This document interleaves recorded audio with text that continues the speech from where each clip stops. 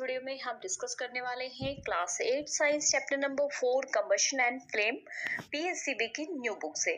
तो बच्चों 3 चैप्टर मैंने फुल्ली कंप्लीट करा दिए हैं। आपने नहीं देखा है तो प्लेलिस्ट में चेक कर लेना है।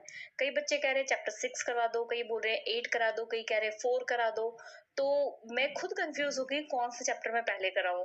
तो इसलिए मैंने ये सोचा कि मैं आपको सीक्वेंस में ही काम कराती हूँ और कोशिश करूंगी जल्दी से जल्दी वीडियो बनाने की, ताकि आप सभी का जो है सारा सिलेबस जिसका 8 की रिक्वायरमेंट है, जिसके 6 की रिक्वायरमेंट है, उनकी भी कंप्लीट हो जाएगी, जिसकी 4th 5th की हो उनकी भी कंप्लीट हो जाएगी। ठीक है, तो चलिए वीडियो को शुरू करते हैं। इससे पहले चैनल पर नए हैं तो प्लीज चैनल को सब्सक्राइब, वीडियो को लाइक और अपने फ्रेंड्स के साथ शेयर जरूर करना।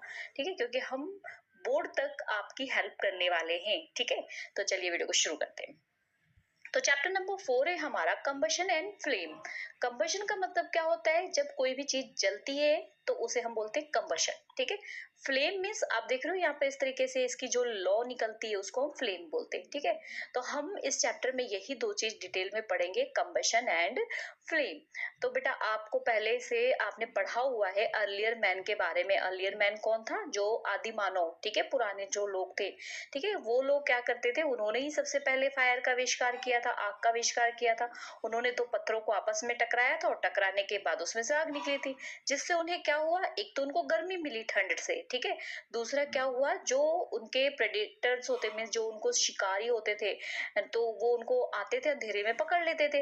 अब उसकी वजह से, आग की वजह से वहां पर वो उजाला कर लेते थे, जिससे वो शिकार से, अपने शिकारी से बच सकते थे। फिर उन्होंने उसी से खाना बनाया, खाना उनको टेस्टी लगा। इस तरीके से मतलब काफी सारे चेंजेस जो है हमारे जो है फायर से आए। जो डार्क में अंधेरे में रहते थे वो उजाले में रहने लगे, ठंड से बचने लगे। ठीक है, तो ये सारी चीजें किससे पता चली? ये सारी चीजें हमारी किससे आगे बढ़ी? सारा कुछ फायर से। ठीक है, तो आपको पता अगर एक माचिस है, आप जो डेली लाइफ में मैच स्टिक मतलब माचिस आप यूज करते हो, और उस माचिस में आप जब उसके मसाले के साथ मतलब मैच बॉक्स जो रहता है, मैच बॉक्स के यहाँ पर आपके वो मसाले लगे होते हैं ना, उसके साथ आप मैच स्टिक को क्या करते हो? रगड़ते हो, जिसकी वजह से फिर उसमें क्या होती है? फ्लेम प्रोड्यूस होती है और साथ में हीट और लाइट प्रोड्यूस होती है। तो किससे प्रोड्यूस होती है? फ्रिक्शन से। फ्रिक्शन से हीट प्रोड्यूस होती है और हीट से ही जो है वो फ्लेम बनती है। ठीक है, तो यही कारण था कि जो अर्लियर मैन थे उन्होंने क्या किया था? तो पत्थरों को आपस में रगड़ के हीट प्रोड्यूस करके आग प्रोड्यूस की थी। ठीक है, तो यहाँ पर आप देख सकते हो इस तरीके से ये जो है one race you have to win. तो ये तो हम आगे पढ़ते हैं। इसके पॉइंट है हमारे पास कंबशन। पहले तो यहाँ पर देख लो, कोई भी चीज जलती है बेटा, कोई भी चीज जलती है तो उसके लिए किस चीज की जरूरत होती है? ऑक्सीजन की जरूरत होती है। ठीक है, मैंने मान लो यहाँ पर एक पेपर पड़ा है, उसको जलाया, लेकिन उसको जब तक एटमॉस्फेयर से ऑक्सीजन नहीं मिलेगी वो नहीं जलेगा। ठीक है, तो आपको हमेशा याद रखना है कि किसी चीज को भी जलने में कौन हेल्प करती है? कौन सी गैस हेल्प करती है? ऑक्सीजन गैस हेल्प करती है। ठीक है, तो नाउ हमारा फर्स्ट इंपॉर्टेंट पॉइंट स्टार्ट होता है कंबशन। कंबशन क्या होता है? कंबशन एक केमिकल प्रोसेस है जिसमें कोई भी सब्सटेंस जो है ऑक्सीजन के साथ रिएक्ट करता है और हीट और लाइट गिव आउट करता है। तो देखो फॉर एग्जांपल जैसे कि हम ले लेते हैं, ये पेपर है। ठीक है, पेपर को हमने एक मैच स्टिक से जलाया। अब जलाने के बाद ये जलेगा कब? जब इसको एटमॉस्फेयर से क्या मिलेगी? ऑक्सीजन मिलेगी। ठीक है, ऑक्सीजन मिलेगी और जब हम इससे जलाएंगे तो इससे क्या मिलेगी? इसको हीट मिलेगी। ठीक है, तो हीट मिलेगी, ऑक्सीजन मिलेगी, तब ये चीज क्या होगी? जलना शुरू होगी।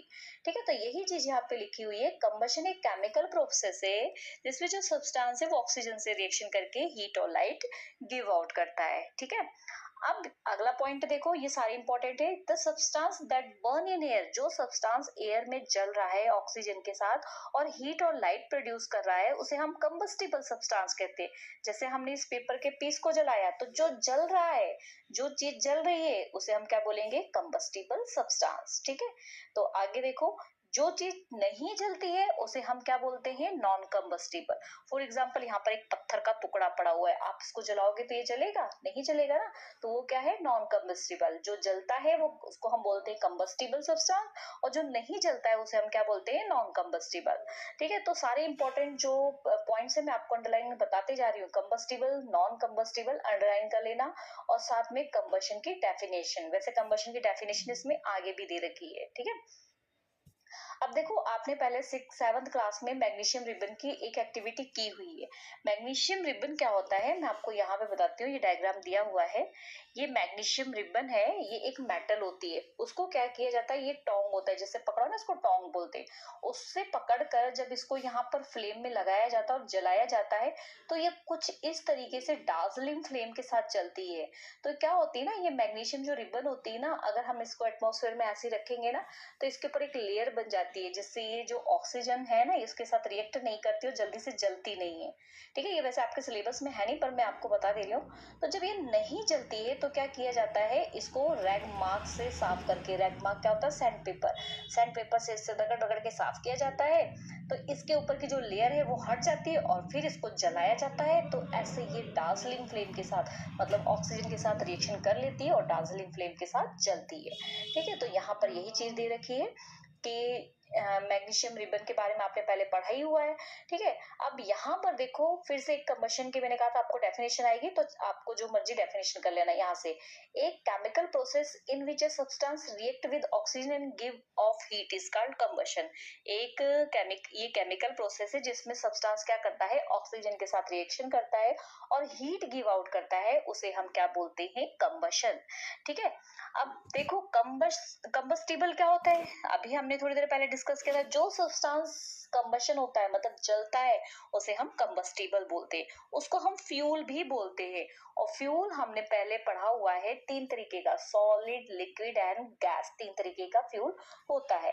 ठीक है, तो कई बार फ्यूल क्या होता है आपने देखा होगा, फ्लेम के साथ चलता है, कई फ्यूल जो है फ्लेम के साथ नहीं जलता है। फ्लेम क्या होता है, मान लो ये आपकी कैंडल है, कैंडल के ऊपर ये क्या होती है, इसको फ्लेम बोलते हैं। ठीक है, आगे देखते हैं हम।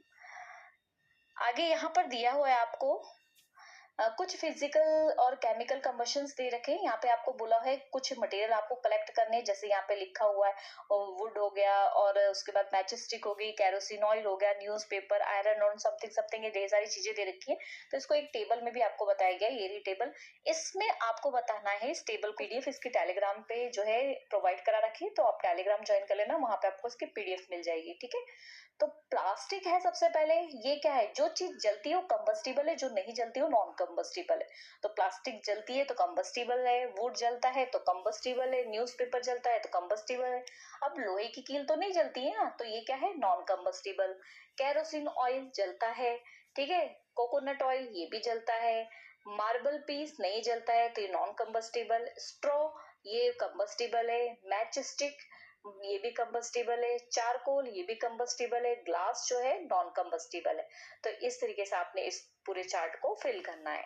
अब यहाँ पर एक एक्टिविटी दे रखी है, इस एक्टिविटी में क्या किया गया है, देखो एक कार्डबोर्ड लगा दिया गया है और यहाँ पे एक कुछ वुडन ब्लॉक रख दिए गए, उसके ऊपर एक जार रख दिया है, उसके अंदर कैंडल को जला दिया। तो अब ये आराम से जलता रहेगा। क्यों जल रहा है, क्योंकि इसके अंदर जो है यहाँ पे स्पेस है ना, यहाँ से ऑक्सीजन अंदर जा रही है और ऑक्सीजन इसको जलने में हेल्प कर रही है। अब हमने दूसरे में क्या किया, वुडन ब्लॉक को जो हमने यहाँ साइड में लगाए हुए हैं इनको हटा दिया, जिसकी वजह से यहाँ पे गैस जाना बंद हो गई। ठीक है, और उसके बाद हमने क्या किया, जो ऊपर से हल्का फुल्का खुला था एरिया, वहां पर भी हमने वुडन ब्लॉक लगा दिया, मतलब किसी कवर से हमने इसको कवर कर दिया। तो क्या देखा, जैसे ही इसके अंदर ऑक्सीजन जाना बंद हुई तो इसमें धुआं सा निकलने लगा, जैसे ऑक्सीजन कम हुई तो इसमें धुआं निकलने लगा। और जब ये पूरी तरीके से इसको कवर कर दिया, जरा सी भी इसके पास ऑक्सीजन नहीं जा रही है, तो ये क्या हो गया, बुझ गया। तो इस एक्टिविटी से हम क्या प्रूव कर रहे हैं, हम ये प्रूव कर रहे हैं किसी भी चीज को जलने के लिए किसकी जरूरत है, ऑक्सीजन की जरूरत है। ठीक है, मतलब समझ आ गया ना। देखो 8th क्लास है, चैप्टर के बीच में से बहुत सारे क्वेश्चंस आते हैं, तो जरूर रिजल्ट आया है। तो मेरे एक स्टूडेंट के जो है वो 100 आउट ऑफ 98 मार्क्स आए हैं और 3 4 स्टूडेंट्स के 100 आउट ऑफ 97 मार्क्स आए हैं। ठीक है, तो आपने भी इस बार 100 आउट ऑफ 100 लेके आने हैं। ठीक है, तो साथ के साथ तैयारी करते जाओ, मैं चैप्टर समझा रही हूँ, चैप्टर समझते जाओ, क्वेश्चन करते जाओ, बाद में मैं आपको MCQ, sample paper, important question सब कुछ प्रोवाइड कराऊंगी। बस चैनल पे बने रहो। ठीक है, और वीडियो को लाइक शेयर करो। तो अब यहाँ पे जो कंक्लूजन निकला मैंने आपको बता दिया कि क्यों, कब जल रहा था और कब नहीं जल रहा था। ठीक है, ये कुछ क्वेश्चंस दिए हैं, इसको हम लास्ट में इकट्ठे सॉल्व करेंगे। ठीक है, ताकि पहले हमारा चैप्टर फटाफट हो जाए। अच्छा, अब एक चीज आपको, जब सन, हाँ, सूरज उगा हुआ होता है तो वहां पे हमको हीट गर्मी मिलती है, लाइट भी मिलती है। तो ये किस कारण से मिलती है? न्यूक्लियर रिएक्शन के कारण। न्यूक्लियर रिएक्शन क्या होता है? जैसे ये सन है ना, सन में बहुत सारे कौन सी गैसें हैं? Hydrogen, hydrogen. ठीक है, तो ये हाइड्रोजन क्या होती है? यहाँ पे यहाँ वहां मूव करती रहती है और कई बार आपस में टकरा जाती है। टकराने से क्या होती है? कोलैब हो जाती है, आपस में मिल जाती है, जिससे क्या बना लेती है? हीलियम, हीलियम बना लेती हैं, जिसकी वजह से हमें ये जो हीट मिल रही है और लाइट मिल रही है। तो इसको हम न्यूक्लियर रिएक्शन बोलते हैं। ठीक है, अभी आपको ये बात समझ में नहीं आ रही होगी। आप जब हायर क्लासेस में जाओगे, बुक्स में भी यहाँ पे भी लिखा है, आप जब हायर क्लासेस में जाओगे तो इस चीज को बहुत अच्छे से समझ जाओगे। ठीक है, अब देखो कई बार क्या होता है, किसी के कपड़े में, किसी पर्सन के कपड़े में आग लग जाती है, तो उसको ब्लैंकेट से लपेट दिया जाता है उस पर्सन को, ताकि आग जो है वो बुझ जाए। तो आप इमेजिन कर सकते हो ऐसा क्यों होता है। देखो मैं आपको डायग्राम से समझाती हूँ ऐसा क्यों होता है। जब पर्सन के, इस पर्सन के क्लॉथ में जब फायर कैच की होगी, आग पकड़ी होगी, फॉर एग्जाम्पल ये पर्सन के यहाँ पे कैच की होगी फायर, तो क्या करते हैं, जब इसके चारों तरफ कंबल को लपेट देते हैं तो जो ऑक्सीजन का संपर्क होता है ना एटमॉस्फेयर से, वो बंद हो जाता है। जब ऑक्सीजन इसको नहीं मिलेगी तो इसके कपड़ों की आग जो है वो बुझ जाएगी। इसलिए ब्लैंकेट को पर्सन के चारों तरफ, जो आग लगी होती है पर्सन के चारों तरफ, रैप कर दिया जाता है, मीन्स लपेट दिया जाता है। ठीक है, अगला मोस्ट इंपॉर्टेंट पॉइंट है हमारा इग्निशन टेम्परेचर। इग्निशन टेम्परेचर क्या होता है? कुछ यहाँ पे एग्जांपल्स दे रखे हैं, पहले इनको देखते हैं। कि आपने देखा होगा एक पेपर को जला दिया तो वो कितनी देर में जला, केरोसिन ऑयल को जलाया तो कितनी देर में जला, वुड को जलाया तो कितनी देर में जला। मतलब हर एक चीज को हमने ये देखा कि अलग अलग टाइम पे। कई बार फ्राई पैन होता है, उसको हमने ऑयल डाल के और बर्नर पे, स्टोव पे छोड़ दिया और भूल जाते हैं, तो वो भी थोड़ी देर बाद जो उसके अंदर का ऑयल है वो भी जलने लग जाता है। माचिस भी जब उसको किसी मसाले के साथ, उसके मैच बॉक्स के मसाले के साथ रगड़ते हैं तो आग पकड़ लेती है। ठीक है, कुकिंग ऑयल को जैसे मैंने बताया कि थोड़ी देर के लिए छोड़ दो तो वो जलने लग जाता है। ठीक है, जंगल में कई बार आग लग जाती है। तो आपने देखा होगा, जैसे केरोसिन ऑयल है, वो उसके ऊपर माचिस की एक चिंगारी आई तो तुरंत जलने लग जाता है, लकड़ी इतनी जल्दी नहीं जलेगा। तो इसका मतलब क्या है? कोई चीज जल्दी जल रही है, कोई देर से जल रही है। तो इसी को हम क्या बोलते हैं? Ignition temperature. ठीक है, यहाँ पे अब फिर से एक नई डेफिनेशन मिल रही है आपको, अंडरलाइन कर लो। The lowest minimum temperature at which substance catch fire is called ignition temperature. जिस टेम्परेचर पे कोई भी सब्सटेंस फायर को कैच कर लेता है उसे उसका इग्निशन टेम्परेचर कहते हैं।